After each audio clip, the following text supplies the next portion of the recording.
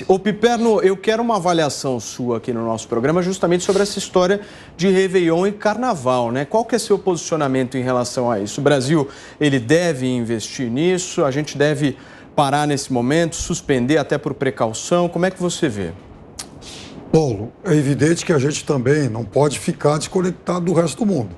A OMS vai se pronunciar e é óbvio que o Brasil tem que estar muito atento a isso e o Brasil tem que estar em conformidade aí com essas organizações totalmente responsáveis, né? O fato do ministro, por exemplo, antecipar e achar que a pandemia está no fim é mais ou menos como ele querer revogar a lei da gravidade. As coisas não são assim.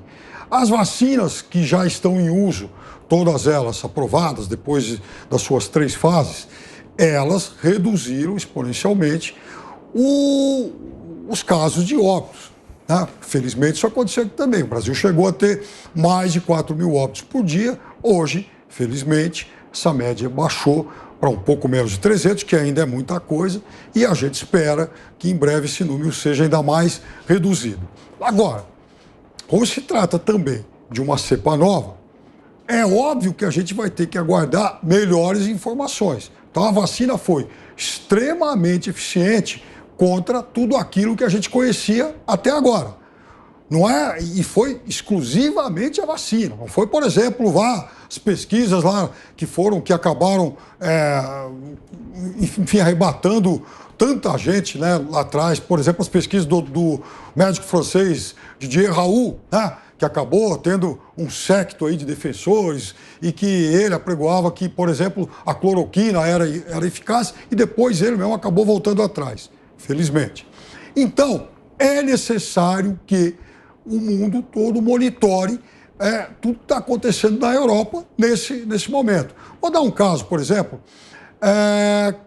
porque em algumas situações, futebol é até um microcosmo disso. Nesse final de semana, houve um jogo lá em Portugal envolvendo um time chamado Belenenses, que entrou em campo com um número menor de jogadores porque 13 atletas do seu elenco estavam infectados. E hoje, enfim, a Organização de Saúde lá de Portugal, o Ministério da Saúde, informou que provavelmente esses jogadores foram infectados pela nova cepa, porque um dirigente, uma pessoa do staff do clube, foi para a África do Sul, voltou, ele deu positivo e provavelmente ele foi aí o vetor de contaminação. Então, é necessário mais informação. Então, para tomar esse tipo de atitude, por exemplo, mais radical em relação ao carnaval, eu acho que a gente tem que aguardar um pouco isso. Até porque a indústria do carnaval ela tem que ter previsibilidade também. Você imagina, eu não vou fazer nada, e todo mundo envolvido nisso trabalha, investe, aí você chega lá em fevereiro e fala, olha, temos uma nova cepa, então nós não vamos poder ter carnaval. E aí, quem é que paga essa conta? Da mesma forma que você não pode irresponsavelmente falar, liberou geral, nós vamos resolver isso depois.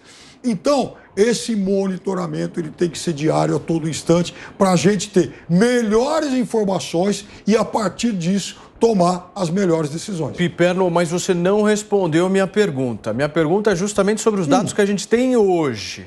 Realizamos Réveillon e Carnaval ou não? É sim ou não? Então, vamos lá. Carnaval é mais distante, eu não cancelaria. Aguardaria mais informações. No caso do Réveillon, sim. Nós não temos... Mas qual que é a diferença de uma festa para outra? Prazo. Então eu acho que até o Carnaval a gente vai ter mais e melhores informações. Agora, em relação ao Réveillon, não. Porque, inclusive, já tem gente circulando pelo Brasil suspeita de ter trazido essa nova cepa.